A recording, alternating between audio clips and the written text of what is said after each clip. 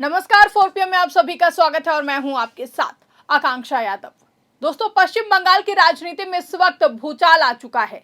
तृणमूल कांग्रेस यानी कि टीएमसी के भीतर एक ऐसी बगावत शुरू हो गई है जिसने ममता बनर्जी की टीएमसी और खुद अभिषेक बनर्जी की रातों की नींद उड़ा दी है। हालात इतने बेकाबू हो चुके हैं कि पार्टी के सबसे कद्दावर नेता और ममता बनर्जी के भतीजे अभिषेक बनर्जी ने अब आर पार की लड़ाई का ऐलान कर दिया है।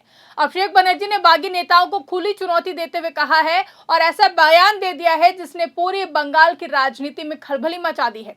अभिषेक बनर्जी का कहना है कि अगर बागी नेता ममता बनर्जी के नेतृत्व को स्वीकार करके वापस लौट आते हैं तो वो महज 1 घंटे के भीतर अपने पद से और पार्टी से इस्तीफा दे देंगे।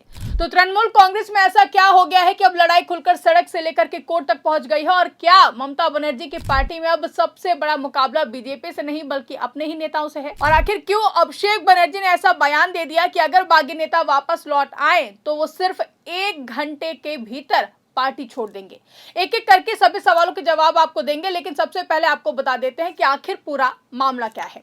तो जैसा कि हम सभी जानते हैं कि एक तरफ तृणमूल कांग्रेस लगातार टूटती हुई दिखाई दे रही है, दूसरी तरफ अभिषेक बनर्जी अब खुलकर मैदान में उतर आए हैं। उन्होंने बागी नेताओं को सीधी सीधी चुनौती देते हुए कहा है कि अगर वो सभी ममता बनर्जी के नेतृत्व को स्वीकार करके पार्टी में वापसी करते हैं, पार्टी में वापस लौट आते हैं, तो वो 1 घंटे के अंदर पार्टी से इस्तीफा दे देंगे। जी हाँ, अभिषेक बनर्जी ने साफ कहा है कि जो लोग आज उन्हें दोषी ठहरा रहे हैं, जो लोग उन्हें गालियां दे रहे हैं, अगर वो सच में मानते हैं कि उनकी वजह से पार्टी में संकट आया है तो वो दीदी के पास वापस लौट कर दिखाएं। अगर ऐसा होता है तो वो खुद अपना पद छोड़ देंगे। आप खुद सुनिए। बीजेपी का स्क्रिप्ट है ना, वही बोलोगे तभी तो पुलिस से बचे रहोगे। अगर आप अभिषेक बनर्जी को 4 गाली नहीं दोगे तो पुलिस आपको नहीं छोड़ेगा। अगर आप गाली दोगे तभी आप बचे रहोगे। जो 4 तारीख के बाद जा रहे हैं, 4 तारीख के पहले चला जाता। मैं तो पहले भी था भाई। 24 में पार्टी जीत के आया, 29 आसन पार्टी जीता। तो अगर हार का जिम्मेदारी अभिषेक बनर्जी का है, 24 में जीत का जिम्मेदारी भी अभिषेक बनर्जी का है, मानोगे? और अगर किसी को मेरे से दिक्कत है, मैं तो चुनौती देता हूं भाई। 60 MLA गए हैं, कुछ लोग गए, 20 MP गए। मैं आपको चुनौती देता हूं, आप लौट के आओ ममता बनर्जी के पास। 24 घंटे के अंदर मैं अपना इस्तीफा दे दूंगा। ओपन चैलेंज दे रहा हूं, आप लौट के आओ। 24 घंटे के अंदर मैं अपना इस्तीफा दे देता हूं। 24 घंटा, चलो 24 घंटा छोड़ दो, 1 घंटा भी ले लो और कम करता हूं। आप आओ। आप यही कह रहे हो ना अभिषेक बनर्जी छोड़ देगा? आप यही कह रहे हो अभिषेक बनर्जी छोड़ देगा? हम सब आ जाएंगे। आप आ जाओ, 3 बजे आ जाओ, मैं 4 बजे छोड़ देता हूं। तो जैसा कि आपने सुना कि अभिषेक बनर्जी ने बागियों को ओपन चैलेंज दे दिया है, यानी कि पहली बार अभिषेक बनर्जी ने अपने विरोधियों को सीधे चुनौती दे दी है। लेकिन कहानी यहीं पर खत्म नहीं होती है। अभिषेक बनर्जी ने बागी नेताओं पर बड़ा आरोप भी लगाया। उन्होंने कहा कि इन नेताओं ने बीजेपी के साथ समझौता कर लिया है। उनके मुताबिक पहले पार्टी छोड़ो, फिर बागी गुट बनाओ या बीजेपी में शामिल हो जाओ और उसके बाद सारी जिम्मेदारी अभिषेक बनर्जी पर डाल दो। हालांकि बागी नेता इन आरोपों से सहमत नहीं है। उनका कहना है कि पार्टी की मौजूदा स्थिति के लिए अभिषेक बनर्जी की कार्यशैली जिम्मेदार है, यानी कि अब दोनों तरफ से आरोपों का दौर भी शुरू हो चुका है। एक तरफ अभिषेक बनर्जी हैं जो कि खुद को निशाना बनाए जाने की बात कह रहे हैं, तो दूसरी तरफ बागी नेता हैं जो कह रहे हैं कि पार्टी कमजोर होने की वजह नेतृत्व की कार्यशैली है। अब जरा देखिए कि मामला कितना बड़ा हो चुका है। जैसा कि पहले खबर आई कि तृणमूल कांग्रेस के कई बड़े नेताओं ने पार्टी छोड़ दी है। सुखेंदु शेखर रॉय ने राज्यसभा और पार्टी दोनों से इस्तीफा दे दिया। सुष्मिता देव ने भी राज्यसभा और पार्टी का साथ छोड़ दिया। प्रकाश चिक बाराइक ने भी अपनी राज्यसभा सदस्यता से इस्तीफा दिया।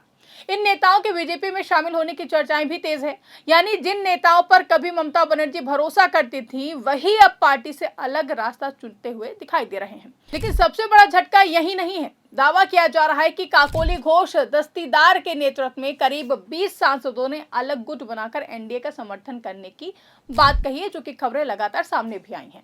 इन सांसदों में कई बड़े नाम भी बताए जा रहे हैं। यूसुफ पठान, शताब्दी रॉय, रचना बनर्जी, जून माल्या, माला रॉय और कई दूसरे सांसदों के नाम भी सामने आए हैं। अगर ये राजनीतिक घटनाक्रम इसी तरह आगे बढ़ता है तो फिर तृणमूल कांग्रेस के सामने बड़ी चुनौती खड़ी हो सकती है। लेकिन पश्चिम बंगाल विधानसभा में भी तस्वीर अलग नहीं दिखाई दे रही है। दावा है कि टीएमसी के कई विधायकों ने भी अलग गुट बना लिया है। ऋतव्रत बनर्जी के नेतृत्व में बागी गुट ने खुद को असली तृणमूल कांग्रेस बताया है। इतना ही नहीं, इस गुट ने चुनाव आयोग के सामने पार्टी के नाम और चुनाव चिन्ह पर भी दावा ठोक दिया है। यानी अब सिर्फ लड़ाई नेताओं की नहीं रही है बल्कि ममता बनर्जी के नाम और चुनाव चिन्ह पर भी पहुंच गई है। खबर यह भी है कि विधानसभा में पार्टी के लिए आवंटित दफ्तर पर भी बागी गुट ने कब्जा कर लिया है और ऋतुव्रत बनर्जी को विधानसभा में विधायक दल का नेता और विपक्ष का नेता चुने जाने का भी दावा किया जा रहा है। यानी अब लड़ाई संगठन से निकल करके विधानसभा तक पहुंच चुकी है। उधर पार्टी के वरिष्ठ नेता मदन मिश्रा ने भी बड़ा कदम उठाया है। उन्होंने पार्टी के सभी पदों से इस्तीफा देकर बागी गुट का साथ देने का फैसला किया है। हालांकि उन्होंने विधायक पद नहीं छोड़ा है। मदन मिश्रा ने अभिषेक बनर्जी की नेतृत्व शैली पर भी सवाल उठाया। उन्होंने कहा कि पार्टी में एक व्यक्ति का नियंत्रण बढ़ता जा रहा है और इससे संगठन कमजोर हो रहा है। यानी अब विरोध सिर्फ बाहर से नहीं बल्कि पार्टी के पुराने नेताओं की तरफ से भी सामने आ रहा है। लेकिन इसी बीच एक और बड़ा घटनाक्रम सामने आया, जहां दक्षिण 24 परगना के अमतला में मौजूद अभिषेक बनर्जी के पार्टी कार्यालय पर प्रशासन की कार्रवाई शुरू हो गई। भारी पुलिस बल और सुरक्षा व्यवस्था के बीच जेसीबी मशीनें पहुंची, जहां प्रशासन का कहना है कि ये इमारत बिना मंजूर बिल्डिंग प्लान के बनाई गई थी और निर्माण नियमों का उल्लंघन हुआ था। इसी आधार पर कार्रवाई की गई। लेकिन अभिषेक बनर्जी ने इस कार्रवाई को पूरी तरह राजनीतिक बदले की कार्रवाई बताया है। उन्होंने कहा कि पार्टी कार्यालय खरीदी गई जमीन पर बनाया गया था, सभी जरूरी अनुमति ली गई थी, स्वीकृत नक्शे के अनुसार निर्माण हुआ था। इसके बावजूद प्रशासन ने कार्रवाई की। अभिषेक बनर्जी का आरोप है कि यह कार्रवाई बीजेपी के साथ मिलकर की गई है। हालांकि प्रशासन की तरफ से नियमों के उल्लंघन की बात कही जा रही है। यानी कि एक तरफ प्रशासन अपने फैसले को कानूनी कार्रवाई बता रहा है तो दूसरी तरफ टीएमसी इसे राजनीतिक कार्रवाई बता रही है। अब मामला अदालत तक पहुंचने वाला है। अभिषेक बनर्जी ने कहा है कि उनकी पार्टी इस मामले में कलकत्ता हाईकोर्ट का दरवाजा खटखटाएगी, जरूरत पड़ी तो फिर सुप्रीम कोर्ट भी जाएगी। उन्होंने ये भी दावा किया है कि पार्टी ने मुख्य न्यायाधीश के कार्यालय को कुछ वीडियो सौंपे हैं। उनका कहना है कि इन वीडियो में कथित तौर पर बीजेपी कार्यकर्ता तोड़फोड़ करते हुए दिखाई दे रहे हैं। हालांकि इन दावों की स्वतंत्र पुष्टि होना भी बाकी है। अभिषेक बनर्जी यहीं पर नहीं रुके। उन्होंने चेतावनी देते हुए कहा है कि अगर भविष्य में पश्चिम बंगाल में सत्ता परिवर्तन होता है तो कानून के मुताबिक बीजेपी के पार्टी कार्यालयों पर भी ऐसी ही कार्रवाई की जा सकती है। साथ ही उन्होंने कहा कि वीडियो में दिखाई देने वाले लोगों के खिलाफ कानूनी कार्रवाई की जाएगी और कानून अपना काम करेगा।